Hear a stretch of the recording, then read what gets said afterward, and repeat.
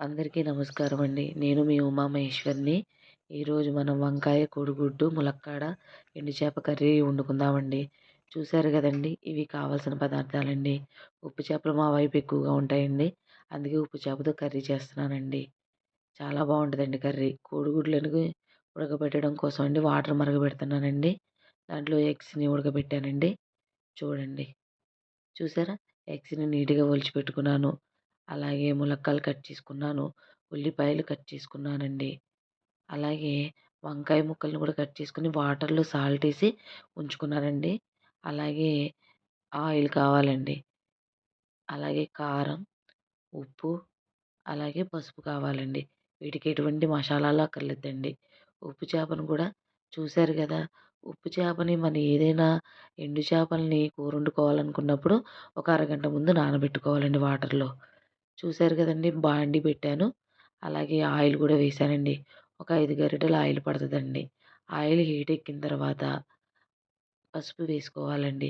పసుపు ఒక 2 చిన్న స్పూన్‌తో 2 స్పూన్‌లేసుకోవాలండి. బాగా చిన్న స్పూన్ అండి. అందుకే 2 స్పూన్‌లేసుకున్నానండి.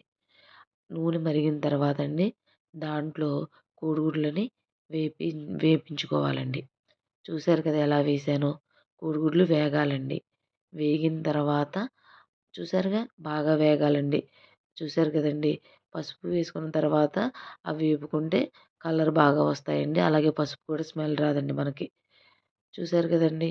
ఇవి వేగుతున్నప్పుడే మనం ఎండు చేపల్ని నీట్‌గా శుభ్రం చేసుకున్నాం కదండీ! ఉప్పు చేపండి. ఎండు చేపల్లో బోలెడు రకాలుంటాయి కదండీ! దాంట్లో ఉప్పు చేపండి. ఉప్పు చేపల్ని అరగంట ముందు నానబెట్టుకొని శుభ్రంగా క్లీన్ చేసుకున్న ఉప్పు చేపల్ని ఈ ఆయిల్‌లో వేసి వేపుకుందామండి. చూడండి గుడ్లు వేగుతున్నాయి కదండీ! దాంతో పాటు ఉప్పు చేపలండి. చూసారు కదా! ఒక 3 ముక్కలండి. అంటే ఒక చేపండి అది. ఒక చేపని అలా కట్ చేసుకొని వేపుతున్నానండి. చూడండి ఎంత బాగా వేపుతున్నానో. చాలా బావుంటాయండి. ఇప్పుడు గుడ్లు పక్కకు పెట్టేసుకుందామండి. గుడ్లు పక్కకు పెట్టేసుకున్న తర్వాత అవి ఎండు చేపల్ని కాసేపు వేగనిద్దామండి ఉప్పు చేపల్ని. ఎండు చేపల్లో బోలెడు రకాలుంటాయండి. మా వైపు చాలా చాలా దొరుకుతాయి. అందుకే ఈ ఉప్పు చేప చాలా బావుంటదండి టేస్ట్‌గా. అందుకే ఉప్పు చేపతోటి కర్రీ వండుతున్నానండి. ఈ కర్రీ కూడా చాలా బావుంటదండి. ఒకసారి ట్రై చేయండి. అంటే వంకాయలు, ములక్కాడ, కోడిగుడ్లు, ఉప్పు చేప కలిపి అండి ఈ కర్రీ. చూసారు గదండీ! ఉప్పు చేపల్ని వేగనిస్తున్నానండి. వేగిన తర్వాత వీటిని గూడా కొంచెం సేపు వేగాలండి. వేగిన తర్వాత వీటిని గూడా పక్కకు పెట్టేసుకోవాలండి. చూసారు గదా! ఎలా వేగుతున్నాయో. రెడ్‌గా అయ్యాయండి. చాలా బావుంటదండి టేస్ట్. కానీ మంచి చేపలను కొనుక్కోవాలండి. లేకపోతే బాగోవండి. చాలా మంచియి కొనుక్కోవాలండి. కానీ కూర మొత్తం యమ వాసనొస్తదండి. చాలా అంటే డ్రై ఫిషెస్ ఇష్టపడ్డ వాళ్ళకి చాలా చాలా బావుంటది. చాలా నచ్చుతదండి. చూసారు గదండీ! ఇప్పుడు ఆయిల్ మరిగిన ఆయిల్‌లో ఉల్లిపాయలు కట్ చేసేసుకున్నానండి.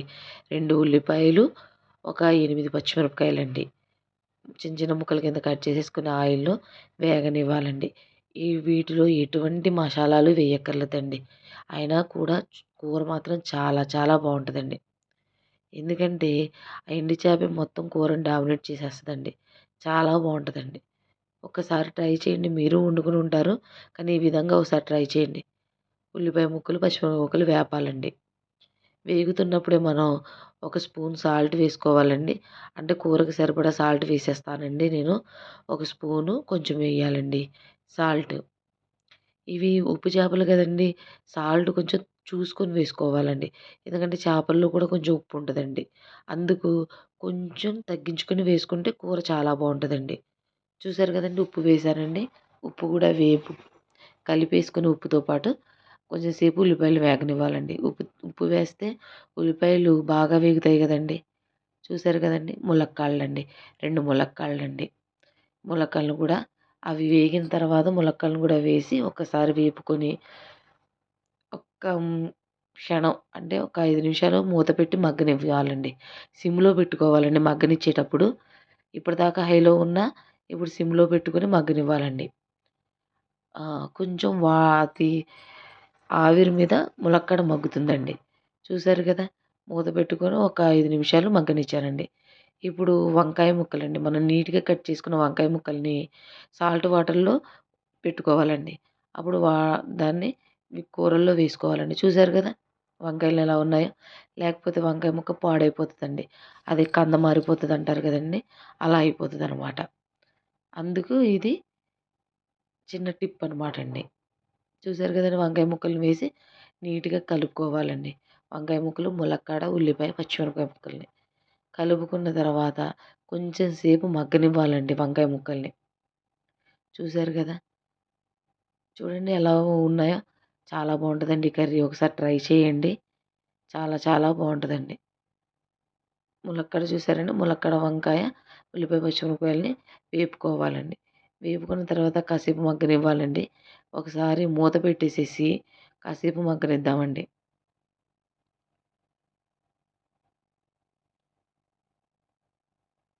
చూడండి ఎలా ఉందో. కూర చాలా బావుంటదండి. వంకాయలని కాసేపు ఏపిన తర్వాత అప్పుడే మూత పెట్టుకొని మగ్గనివ్వాలండి.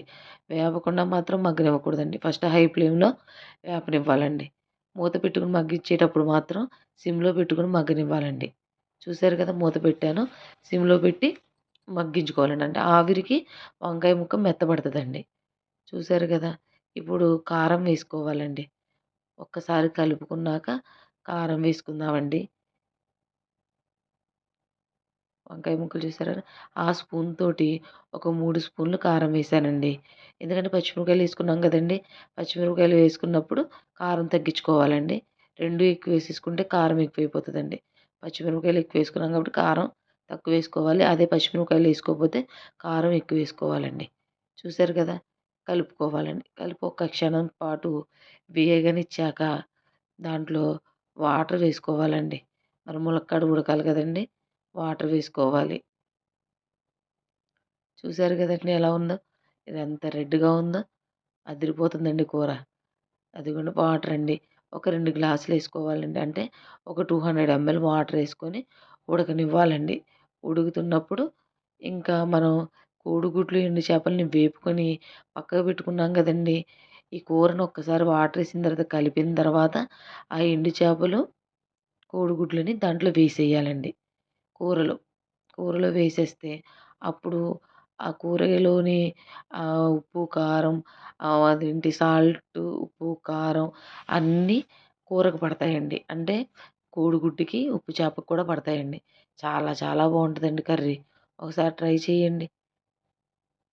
ఇలా కలిపేసుకొనండి మూత పెట్టేసేసి ఉడకనివ్వాలండి. ఒక 10 నిమిషాలు ఉడకనిచ్చిన తర్వాత చూసారు గదా!